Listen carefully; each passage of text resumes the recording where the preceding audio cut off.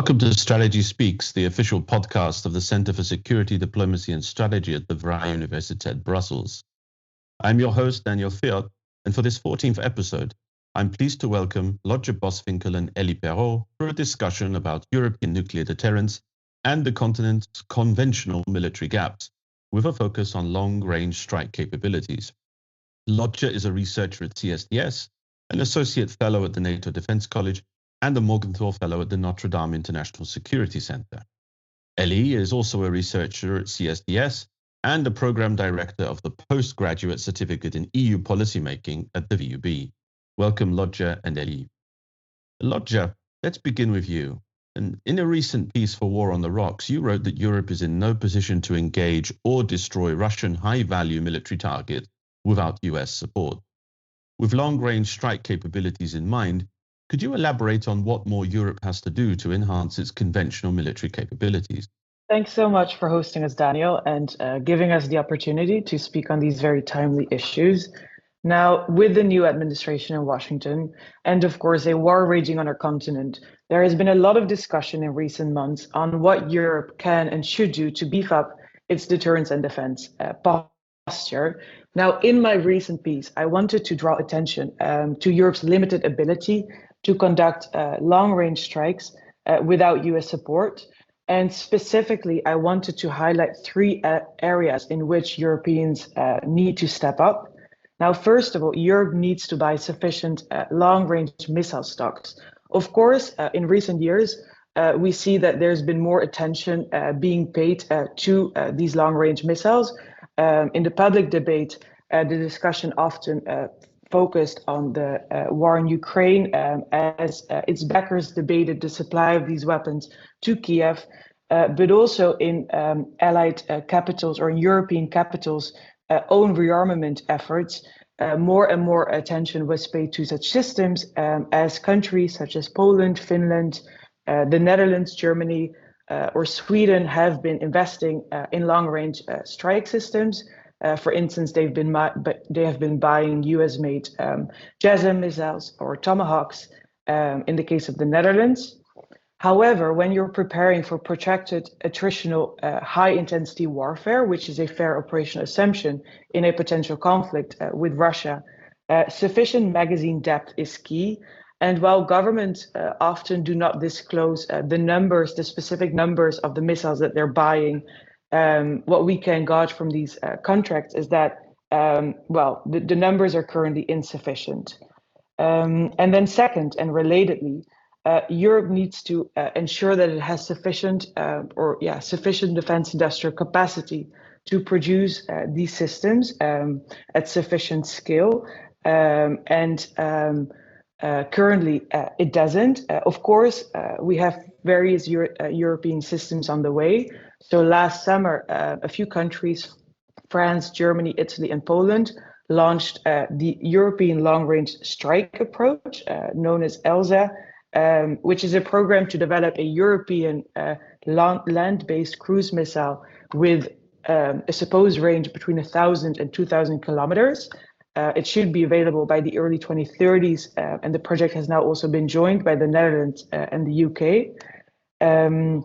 Then the French and the British are jointly developing a new long-range strike system for air and sea platforms to arrive by the late 2020s. And of course, we have also a few existing systems, such as the German Taurus missiles or the Franco-British Storm Shadow missiles. But Europe lacks the capacity to produce these missiles at scale. And it's really remarkable when you compare the production numbers of European producers with, for instance, producers in the US, but also Russia. And that is really quite worrisome. And then third and finally, Europe lacks its own targeting infrastructure, or that is the ability basically to evaluate or to locate, evaluate, and then strike targets at operational and strategic depth. So for complex operations in a precision strike environment, it depends on US command and control networks and its intelligence, surveillance, and reconnaissance assets. And this reliance on US enabling infrastructure is perhaps the most critical and also challenging the most difficult challenge facing Europe in its rearmament effort in the years ahead. So just to recap, Europe will need to buy long-range missiles in much larger quantities, produce these at sufficient scale and in a more timely manner, and address its long-standing targeting dependency on the US. Thanks so much, Lotje, for kicking us off in our discussion. And then, in fact, one of the aspects that I really appreciated in your piece and also in your response now is that you really try to unpack or peel back a lot of the layers involved in the rather general idea of Europe having to do more for its conventional defense. So you hear that more and more and more these days, but in practical terms, it doesn't seem to be so clear what that means in practice. But I think your piece does that very well, especially with this focus, as you say, not only on the need to keep stock levels high, and you refer to the need to plan for high attrition warfare, but also the defense industrial capacity and also the target infrastructure behind it. So when you really start to reflect upon this, I think you've done a great service in helping us understand in more concrete terms what that means. That's especially important nowadays, given that there's much more attention, especially at the European Union level as well, thinking about what kind of capabilities need to be invested in for conventional defense. So thanks for that, Lotje. And Elie, I'm going to turn to you now and also ask you about your excellent piece, which you recently published with CSDS, with the CSDS Policy Brief series. And in that policy brief, you focus on France's nuclear deterrent, but you also actually focus a bit more on the discussion about European nuclear deterrence and the role that France could play there, right? And so you highlight some of the options, you highlight also some of the challenges, but you also invite us in your piece to come back or revisit the idea of extended deterrence in Europe. Now, it's pretty obvious, I guess, for all listeners, why we are having this discussion in the first place. And that is, of course, because of the substantial changes or signals coming from Washington and also within the transatlantic relationship about how ironclad is the security guarantee from the US. So, of course, Europeans are having to think a bit more about what they might do in the potential scenario where they're left without the United States, both in conventional and nuclear terms. So I wonder if you could, for the benefit of our listeners, outline some of the challenges that you highlight in your piece, and how do you think Europe should, kind of engage or respond to this potential replacing the US nuclear deterrent if it ever came to such an extreme scenario? Yeah, thanks, Daniel, for having me in Lotje for this conversation. I think actually to answer directly your question, the challenge is to replace US extended deterrence or even just to complement US extended deterrence would be huge. I mean, that's for sure. There will be huge changes in terms of credibility in the eyes of potential aggressor, so Russia, or even in the eyes of European allies. Of France, there will be huge changes in terms of capabilities. There will be huge costs, budgetary costs perhaps, but also political costs, even for the French, to play a greater role in extending basically the French nuclear umbrella over Europe. In a sense, I think it's important to start there by saying that actually the status quo in nuclear terms would be preferable. Even for the French, I would say. And we are just having this discussion for the reasons that you've highlighted, that there is this crisis of trust that's deepening with the new US administration. So here the discussion is not, like the preferred way forward, but, how to minimize basically the damages or to minimize the insecurity that's created by the new US administration. So we've seen that now there's this talk about having a greater role for the French and the British nuclear forces over Europe. The future or the likely future Chancellor of Germany, Friedrich Merz, right, called for that, and President Macron, replied to this historic call, as he called it, by saying that he wanted to open the strategic debate on the protection of Europe by the French nuclear deterrent. At the same time, what is very clear is that the decision to use the French nuclear deterrent will remain in the hands of the French president. So in my piece, I'm trying to see, given all these conditions, what could be done to see if there could be a stronger role for the French nuclear deterrent over Europe. So in the piece, I highlight 3 things that could be done in the short term, 2 things that could be done in the long term that have a bit more far-reaching implications. So the 3 things that I highlight in the short term, the first one is doctrinal adjustment, so that can be done relatively quickly, because for now, actually in the French nuclear doctrine, so the French nuclear doctrine sees or say that the vital interests of France have a European dimension. That's what President Macron said in 2020 in his speech at the École de Guerre on nuclear deterrence. And the idea in the French nuclear doctrine is that the use of French nuclear weapons is circumscribed by vital interests. That's a question of credibility. France says that it can threaten to use nuclear weapons only in defense of its vital interests. Then it has, that has a European dimension. But I think this way to present things has left some European allies a bit uncertain about whether they are really protected by the French nuclear deterrence. So here we could imagine a change in the doctrinal language used by France, for instance, by saying that the French vital interests include the protection of European allies. That's an expression that Macron has recently used, that he wanted to open the debate on that question. So I think he could use that language. We can also imagine replicating the language that's used in the Franco-British Declaration of Chequers from 1995, which says that France and the UK do not see situations arising in which the vital interests of either country could be threatened without the vital interests of the other also being threatened. So we could do something like that at the European level. Now, in terms of more practical things, beside doctrines, there could be a greater involvement of European forces in French nuclear exercises, and in particular those of the French airborne strategic forces.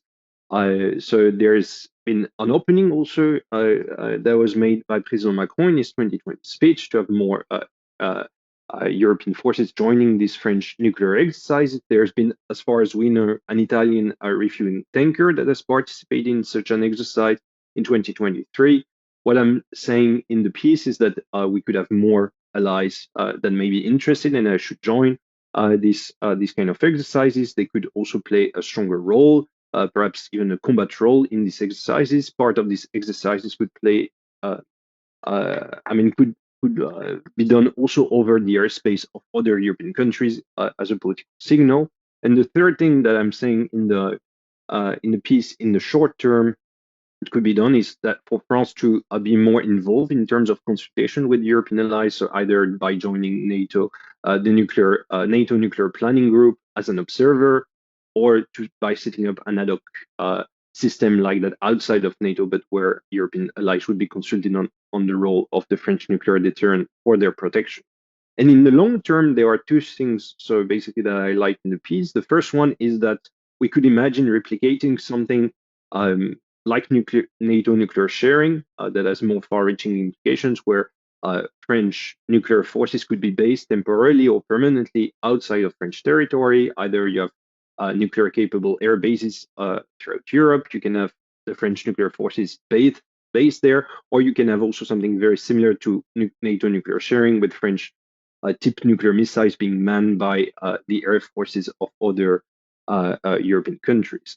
And the last thing, so the last change, and I think it's probably the most sensitive one that I highlight in the piece, is that we could also envisage, for a question of credibility, an adjustment of the French escalation doctrine to make it more gradual. Now there is not an all or nothing doctrine in France.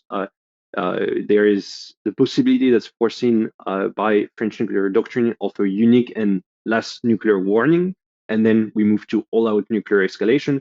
I think that's quite difficult a position to have when you want to defend, when you want to do extended deterrence, because it may be less credible to threaten all-out nuclear escalation in defense of others. So perhaps France, just like the United States, that to do that may have to revise its nuclear doctrine to make it more gradual, and that may also have consequences in terms of capabilities, where also there might be a need to expand a bit the nuclear arsenal especially the airborne nuclear arsenal of France. And actually, things might be moving already in that direction. We've seen a few days ago at Luxeuil, so it's an airbase in eastern France, President Macron made an announcement that the next two squadrons of the French nuclear forces would be based in that on that base by 2035, as far as I remember.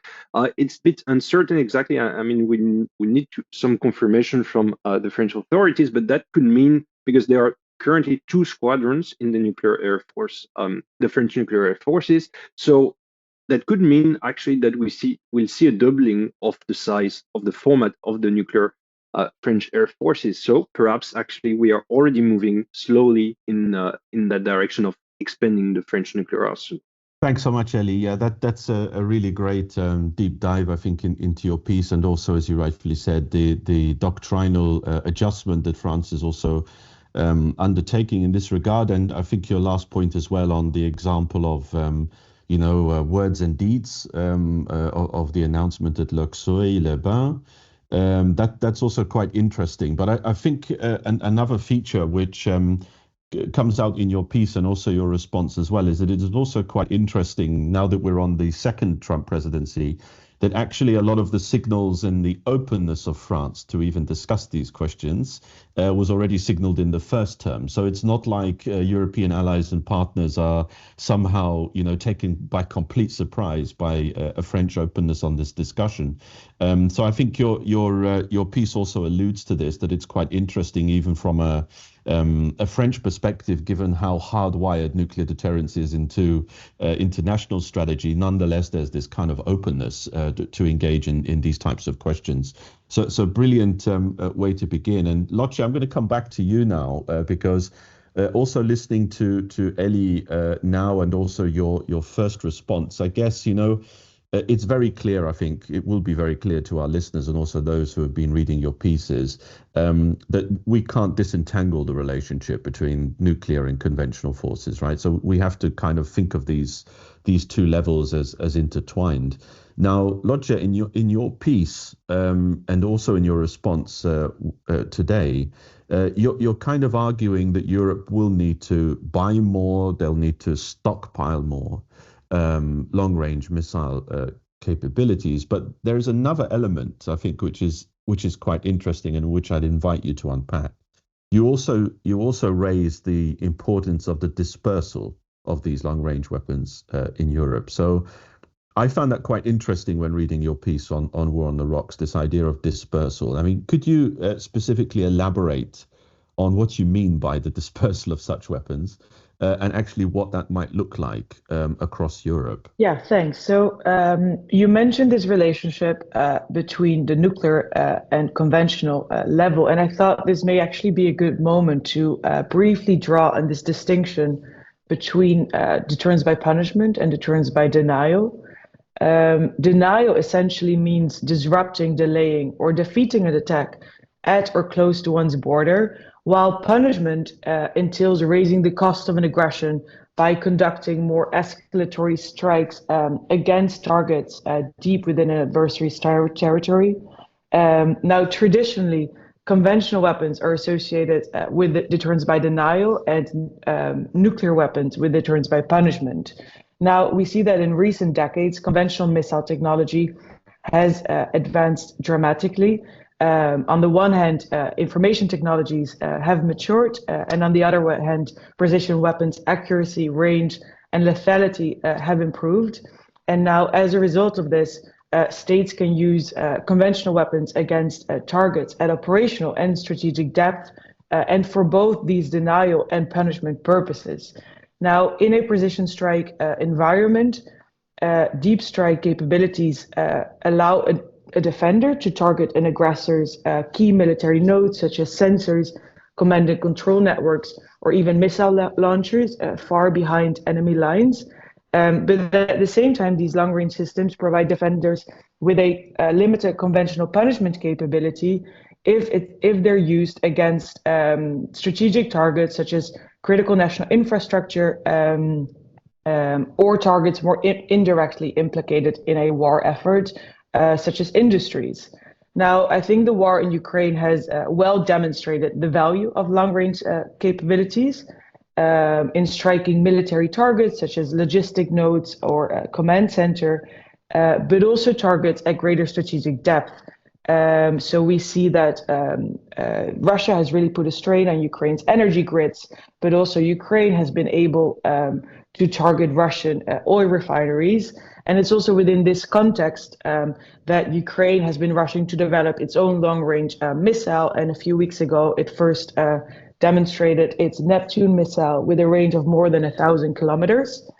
So for Europe to take ownership of its conventional security, it does make a lot of sense to invest in these long-range weapons and basically ensure graduated force options below the nuclear threshold. Of course, the nuclear dimension is also very important, very critical, as Elie is highlighting.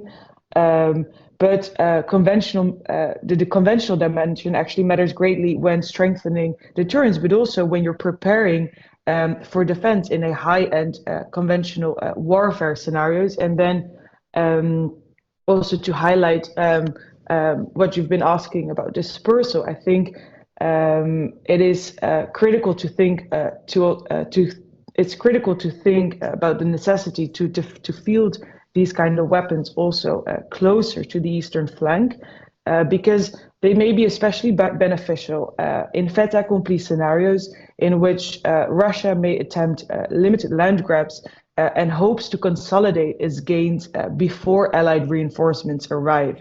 So in those cases, frontline states may want the ability to raise the cost of an aggression and actually buy time for its allies to respond. And also, having talked to various Polish officials and experts, I think it's actually fair to say that Poland's ongoing investments in long-range strike capabilities are made at least in part with such a logic in mind. Thanks so much, Lotje. Very, very clear on that point as well. And you got me thinking actually about the what you were talking in terms of different types of deterrence and also how the conventional defense fits in within these assumptions about deterrence, and that also was one of the points that got me thinking also in Elie's paper, because again linking this nuclear and conventional, the two dimensions together. In Elie's piece, there's kind of an assumption that any extension of France's nuclear umbrella over Europe should, and I think I'm quoting directly from the paper now, be part of a broader reinforcement of defense, right? So I guess, Elie, the question I have for you then is, how do you see France pushing in terms of conventional military capability discussions as they also think and reflect a bit more on French-led European nuclear discussions? So how is France also evolving or adapting on discussions about conventional forces and conventional weapon systems?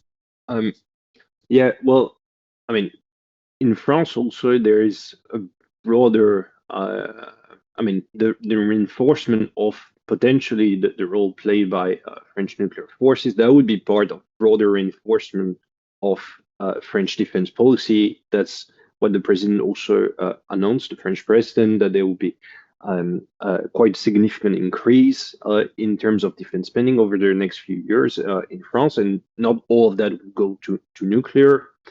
Whether it can accomplish that, that's another question. Right now, the situation in France is a bit tricky politically. And of course, I think for France, what's important, to link the nuclear discussion and the conventional discussion is, of course, that I really don't think that's how things are going to play out. But for sure, if France were to extend or to reinforce the role that its nuclear forces play over Europe, that shouldn't serve as a cover to do nothing, of course, on the conventional side. I think France has a role to play there by its industry, by its capabilities. So I think there should be also an important effort for France to play conventionally. What I'm saying also in the piece, I think there's the military dimension, right, of the importance of all these high-end conventional capabilities, like long-range strike capabilities, and I think Lotje explained that very well. Deterrence below the nuclear threshold. Actually, some of these the strategic effect that you can achieve now with these capabilities in the Cold War were achieved through tactical nuclear weapons. But now that we have more precision, actually you can replace that by, for instance, conventionally armed cruise missiles. But the point I think that's valid, but I think in the piece I'm making a slightly different point that's more political, I would say, because what I conclude on is that the reinforcement of the French the role that French nuclear forces play in the defense of Europe should be part of this broader reinforcement of European defense, especially at the strategic level. But the political argument I'm making is that if France is playing a bigger role as a nuclear protector, that will create an asymmetry between France and its European allies. This asymmetry already exists between Europe and the US, but I think it's more easily accepted by Europeans because the United States is much more powerful than any European country taken individually. It's also geographically distant.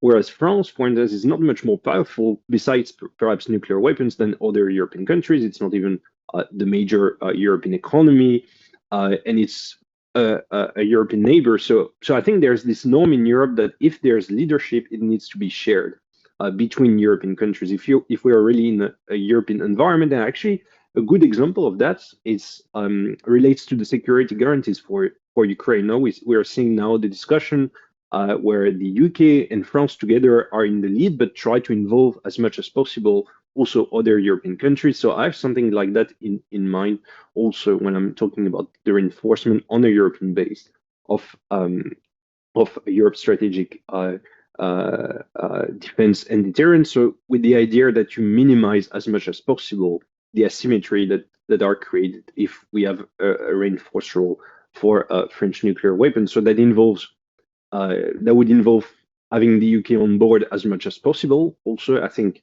many European countries would be much more comfortable if they don't have one single interlocutor in terms of nuclear protection on a European level. So it would be good if it wasn't just France, but France and the UK playing a role there. And then that's where also I link with the conventional side of things. I'm saying that actually other Europeans can play perhaps not a role directly in terms of nuclear deterrence, but at a level that's very close to nuclear deterrence. So investing in long-range strike capabilities, conventional cruise missiles, also investing in more advanced air and missile defense like the German Sky Shield initiative. And I think like that, we have a system where maybe not everyone is contributing exactly with the same things, the same means and capabilities, but all European countries are contributing still to the defense of Europe.